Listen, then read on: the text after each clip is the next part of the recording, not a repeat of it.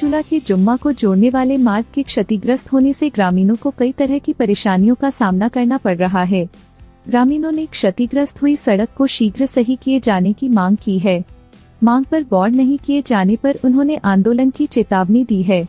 क्षेत्र में आज हुई एक बैठक में उपस्थित ग्रामीणों ने कहा कि बीते दिनों हुए एनएच कार्य के दौरान प्लास्टिंग आदि कार्य से जुम्मा गांव को जोड़ने वाली सड़क जगह जगह क्षतिग्रस्त हो गई है, जिस कारण ग्रामीणों को आवाजाही करने में कई तरह की दिक्कतों का सामना करना पड़ रहा है और कई स्थानों पर खतरा भी बना हुआ है। इस दौरान ग्रामीणों ने शीघ्र सड़क सुधारीकरण किए जाने की मांग की।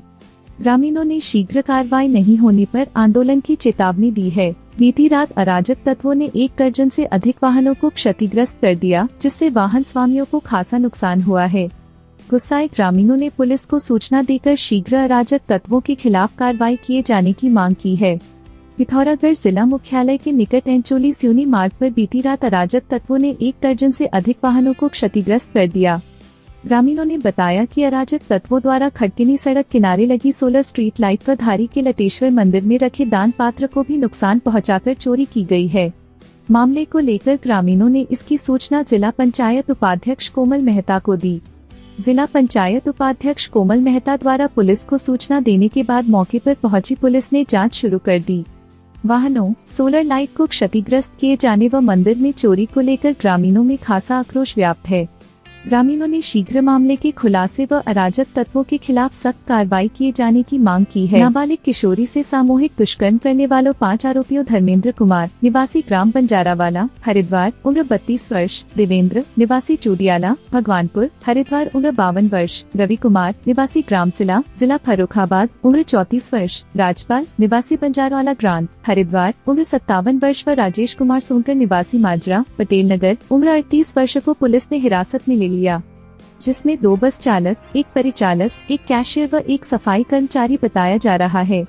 देहरादून एसएसपी अजय सिंह ने मामले को लेकर बताया कि रात्रि करीब 1:30-2 के बीच में वहाँ पर जो गार्ड एक आईएसबीटी पर है, उसने एक बालिका को देखा कि वो एक उसकी दुकान पर जो मैगी की वहाँ बन रही थी दुकान पर बैठी हुई थी, और इसके बाद देखा कि वहाँ एक व्यक्ति साथ में बगल में खड़ा था, उससे कुछ बातें कर रहा था। उसको संदिग्ध लगते हुए कि रात्रि में इस तरह बच्ची एक वहाँ पर बैठी हुई है, तो उसने वहाँ पर जो 1098 की यूनिट रहती है उसमें एक व्यक्ति रहता है, उनको इन्फॉर्म किया। उनका नाम है श्री दिगंबर जी। तो उन्होंने इसके बाद चूंकि महिला उसमें बच्ची थी, तो उन्होंने अपनी दूसरी यूनिट में जो दूसरी महिला काम करती है जो आईएसबीटी पर थी, उसको कॉल करके फिर उसको वहां पर बुलाया, और बुलाने के बाद जो बच्ची से प्राथमिक जानकारी करी तो वो अपना नाम पता बहुत ज्यादा नहीं बता पा रही थी। ये बताया जो प्राथमिक जांच में उन्होंने लिखा है रिपोर्ट में, उसमें लिखा था कि पटियाला से मैं आई हूँ और मेरे माँ बाप नहीं है। तो ये रिपोर्ट में उन्होंने जो प्राइमरी रिपोर्ट होती है उन्होंने उसको अंकित किया, और इसके बाद जो नियम होता है उनका कि थाने पर बताकर कि बच्चा मिला है और उसको हम चाइल्ड वेलफेयर के सामने प्रस्तुत करेंगे। अपना नाम पता घर का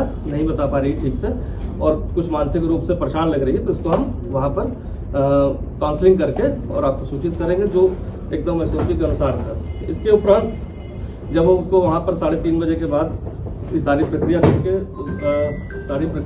वो CWC के सामने जब अगले दिन वो ले जाते हैं, तो उस दिन भी काउंसलिंग के दौरान उसने अपने आप को कहीं कोई अपने साथ ऐसी कोई घटना के बारे में नहीं बताया और ना ही कोई मेडिकली ऐसी कोई दिक्कत बताई। तो नॉर्मल जो जब बच्चों को लाते हैं तो नॉर्मल एक मेडिकल वहां पर कराया जाता है, वो नॉर्मल मेडिकल करा दिया गया था।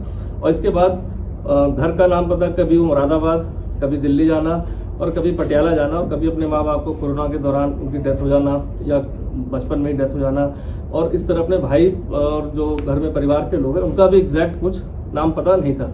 ना ही उसके पास कोई फोन था, ना ही कोई आधार कार्ड या कोई आइडेंटिटी थी जिससे कि उसकी पहचान हो पाए। तो ये 14 तारीख को भी काउंसलिंग के दौरान ऐसी कोई बात नहीं बताई गई। 15 तारीख को क्योंकि वहाँ अलग अलग कमेटी है, चाइल्ड वेलफेयर कमेटी की काउंसलिंग होती है, वनिता करके उनकी काउंसलिंग होती है, और इसके अलावा CWC के मेंबर्स हैं उनकी भी काउंसलिंग होती है। तो नेक्स्ट डे जब काउंसलिंग की गई तो ये बात कुछ आई कि उसके साथ कोई गलत बात हुई जैसा उसने बताया। इसके बाद फिर उसकी 3rd काउंसलिंग हुई, नेक्स्ट डे फिर से करी गई काउंसलिंग। तो जब इस काउंसलिंग के बाद ये चीज निकल के आई कि हाँ भाई ये कोई मुरादाबाद में रहने वाली है, अब दिल्ली गई थी और दिल्ली के बाद यहाँ आई, लेकिन माता पिता इसके नहीं है। और इस तरह से एक घटना प्रकाश में आ रही कि इसके साथ कोई घटना ऐसी हुई होगी। और तो इस पर उनके द्वारा एक तहरीर जो है कल साय को जो हमें प्राप्त हुई थी, इसके बाद हमने तत्काल जैसी चीज प्राप्त हुई, एक टीम का गठन महिला अधिकारी और सभी के साथ हमने बना दिया था इसमें कि वो जाए मौके पर।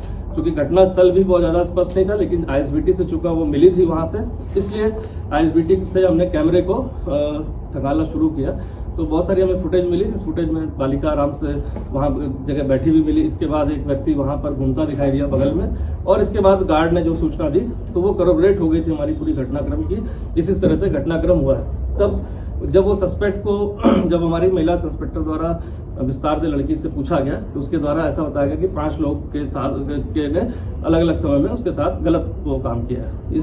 इसके आधार पर भी जो आदमी सस्पेक्ट वहां घूम रहा था, उस फुटेज को लेकर वहां के जितने भी हमारे ड्राइवर या काम करने वाले लोग हैं, कर्मचारीगण आईएसबीटी के आसपास रहते हैं दुकान पर, उन सबसे हमने वेरिफिकेशन कराया कि कोई इसको पहचानता होगा।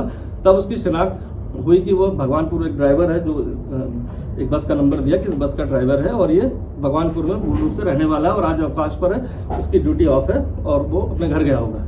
तो इसके आधार पर पुलिस टीम हमारी जो सस्पेक्ट था उसकी तलाश में निकल गई। साथ ही साथ हम मुकदमा दर्ज करके मेडिकल की जो प्राथमिक कार्रवाई होती है उसको प्रारंभ कर दी गई रात्रि में।